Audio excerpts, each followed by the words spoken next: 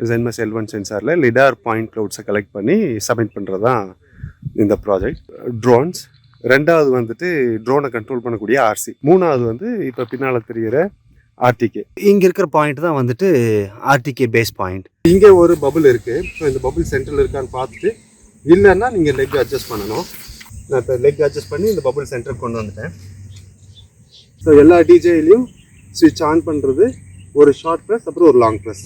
ரெண்டாவது மோட் வந்து நம்ம DGPSல பேஸ் ஸ்டேஷன் போடுவோம். ஸோ இது பேஸ் ஸ்டேஷனாகவும் ஆக்ட் ஆகும். வணக்கம். ட்ரோன் சர்வே ப்ராஜெக்ட்டுக்காக நம்ம ஒடிசா வந்திருக்கோம். ஒடிசாவில் பலங்கீர்ன்ற டிஸ்ட்ரிக்டில் இருக்கோம். ஸோ இங்கே ப்ராஜெக்ட் என்னென்னா, LiDAR சென்சாரில் Zemuse L1 சென்சாரில் LiDAR பாயிண்ட் க்ளவுட்ஸை கலெக்ட் பண்ணி சப்மிட் பண்ணுறது தான் இந்த ப்ராஜெக்ட். ஸோ அந்த பாயிண்ட் க்ளவுட் டேட்டா வச்சு அவங்க கான்டூர்லாம் ட்ரா பண்ணி இரிகேஷன் பர்பஸ்க்கு யூஸ் பண்ண போகிறதா சொல்லியிருக்காங்க. ஸோ இப்போ ட்ரோன் சர்வே பற்றி நம்ம சின்னதாக பார்க்கலாம். ஸோ ட்ரோன் சர்வே மேஜராக எடுத்துட்டோன்னா ஃபீல்டில் 3 காம்பனன்ட்ஸ் இருக்குது. ஸோ ஒன்று ட்ரோன்ஸ், ரெண்டாவது வந்துட்டு ட்ரோனை கண்ட்ரோல் பண்ணக்கூடிய ஆர்சி, அதாவது ரிமோட் கண்ட்ரோல், மூணாவது வந்து இப்போ பின்னால் தெரிகிற RTK. ஸோ இந்த RTK தான் வந்துட்டு ட்ரோனுக்கு சிக்னல் வந்து கம்யூனிகேட் பண்ணும்.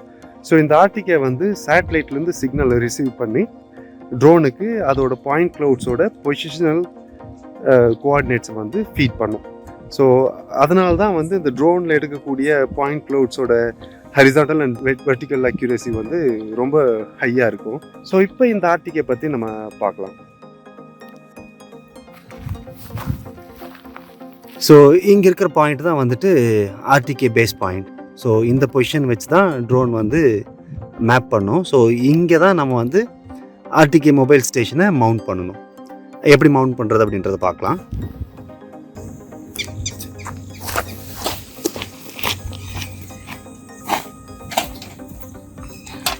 இப்போ இது ட்ரைபாட்லேயே பார்த்தீங்கன்னா அந்த RTK போல் இருக்குது, உள்ளே ஃபிக்ஸ் பண்ணியிருக்கு.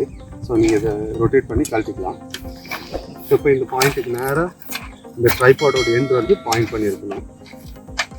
ஸோ நான் ட்ரைபாட் லெக்கே ஸ்ப்ரெட் பண்ணி வச்சுட்டு நான் இப்படி இருந்து பார்ப்பேன் ஓரளவுக்கு அது நேராக இருக்கான்னு, இல்லைன்னா இதை அட்ஜஸ்ட் பண்ணிக்கணும். ஸோ இதுக்கு பர்பெண்டிகுலர் டைரெக்ஷன் வந்துட்டு மறுபடியும் அந்த பாயிண்ட்டு கீழே இருக்கான்னு பார்க்கணும். ஸோ நீங்கள் ஓரளவுக்கு நீங்கள் அட்ஜஸ்ட் பண்ணிட்டா போதும். ஸோ இப்போ லெக்கே 3 லெக்கையும் லைட்டாக ப்ரெஸ் பண்ணுங்கள். இது அலுமினியம் ஃப்ரேம், இது சீக்கிரம் உடஞ்சிடும். ஸோ இங்கே ஒரு பபுள் இருக்குது. ஸோ இந்த பபுள் சென்டரில் இருக்கான்னு பார்த்துட்டு இல்லைன்னா நீங்கள் லெக் அட்ஜஸ்ட் பண்ணணும். ஸோ நம்ம இதுக்கு மேலே டோட்டல் ஸ்டேஷனில் எப்படி ட்ரைபாட் லெக் அட்ஜஸ்ட் பண்ணுறதுன்னு ஒரு வீடியோ போட்டிருக்கோம். அதை பார்த்தீங்கன்னா இன்னும் கிளியராக தெரியும். ஸோ நான் இப்போ இந்த லெக் அட்ஜஸ்ட் பண்ணி டிஸ்கிரிப்ஷனில் லிங்க் இருக்கும், ஓகேவா? நான் இப்போ லெக் அட்ஜஸ்ட் பண்ணி இந்த பபுள் சென்டருக்கு கொண்டு வந்துட்டேன்.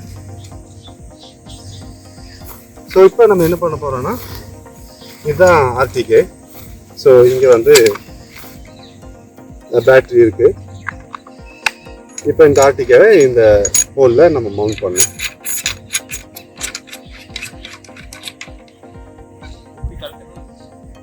ஓகே. ஸோ இப்போ இந்த போல் வந்து கரெக்டாக அந்த பாயிண்ட்டுக்கு நேராக வைக்கணும்.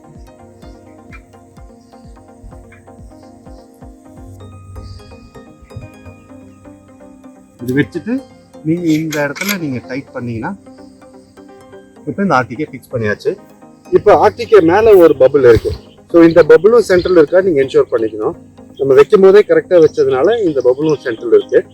ஒன்ஸ் நீங்கள் RTK சென்டர் வந்துருச்சு, பபுள் சென்டரில் வந்துருச்சு அப்படின்னா அவ்வளோதான்.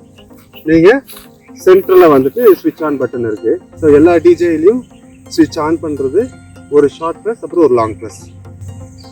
கொஞ்ச நேரம் ஒரு 2-3 செகண்ட்ஸ் ப்ரெஸ் பண்ணிங்கன்னா ஸ்விட்ச் ஆன் ஆயிரும்.